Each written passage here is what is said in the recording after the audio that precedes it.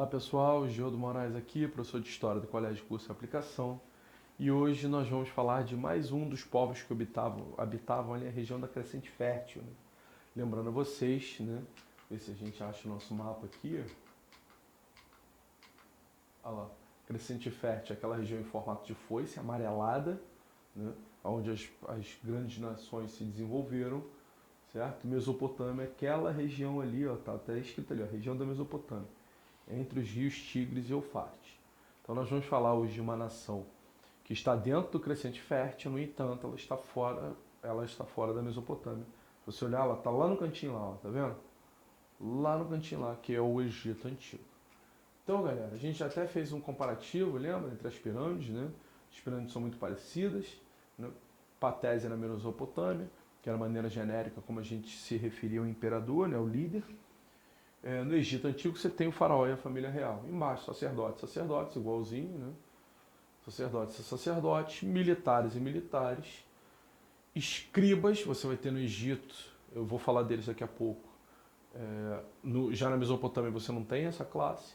Servos do Estado e felas, mesma coisa, né?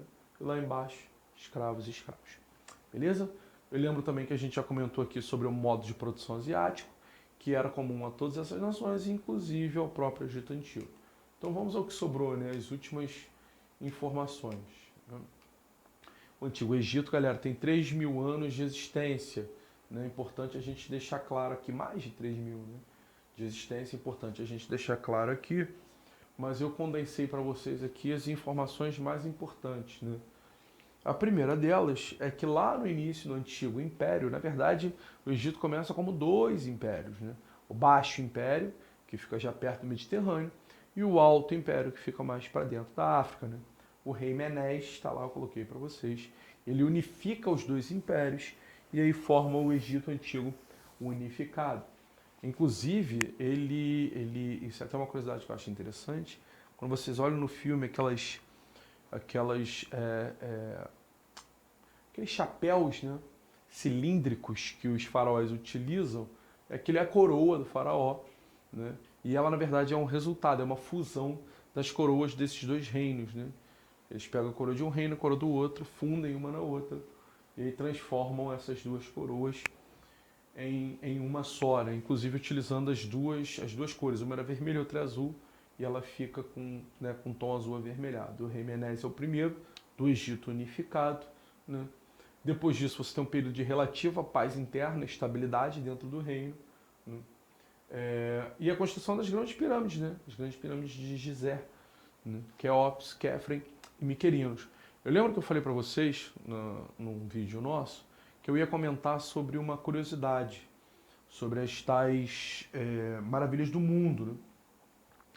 Eu comentei para vocês sobre o jardim suspenso da Babilônia, lá dos Amoritas, né? A gente não tem certeza se esses jardins suspensos realmente existiram, até porque, como eu já expliquei, é difícil, né, plantas, vegetais resistirem à intempérie do tempo, mas esses jardins suspensos da Babilônia seriam aí uma das maravilhas do mundo antigo, né?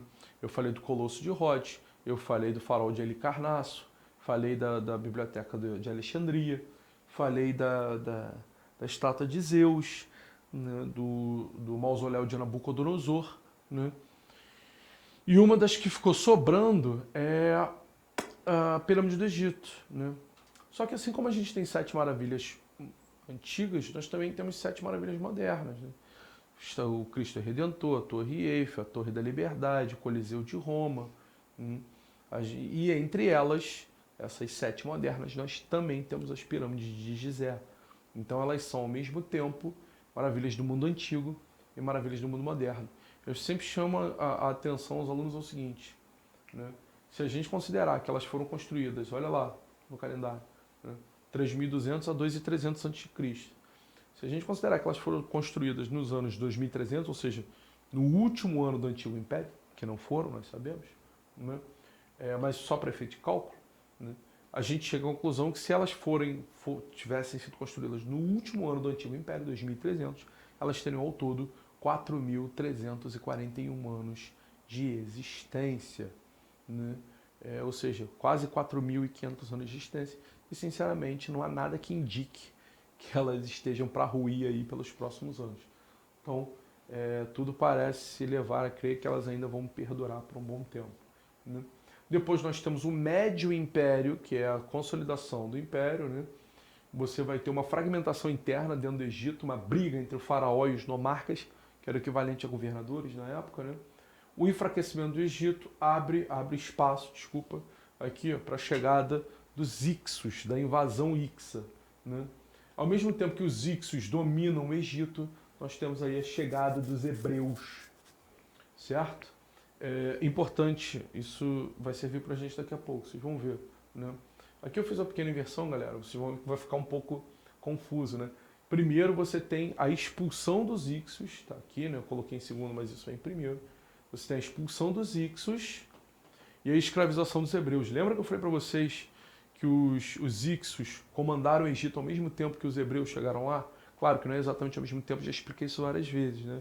É no mesmo corte temporal. Mas lembra que eu expliquei para vocês que foi mais ou menos ao mesmo tempo? Então, os Ixos ainda dominaram o Egito por um bom tempo, né? E assim que eles foram expulsos, a primeira coisa que os egípcios fizeram foi pôr a culpa nos hebreus, né? Exatamente por causa disso os hebreus foram escravizados. O resto a gente vai falar daqui a pouco, mas vocês conhecem bem, está na Bíblia, né? Moisés vai lutar pela libertação deles, eles vão fugir do Egito e tal. Enfim, a gente vai falar disso melhor mais à frente. Aí sim, né? Um pouco depois eles são dominados pelos núbios, né? Você vai lembrar lá do sexto ano, é uma das maravilhas da história moderna, né? Hoje a gente aprende história da África. Quando eu era garoto de escola, por exemplo, a gente não aprendia. Próximo ao Egito, ali na região da Núbia, você tem a formação do reino de Cush, né?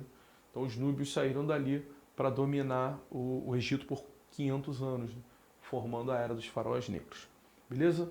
Próxima aula a gente fala do restinho do novo império, galera. Beijo no coração de vocês, até a próxima aula.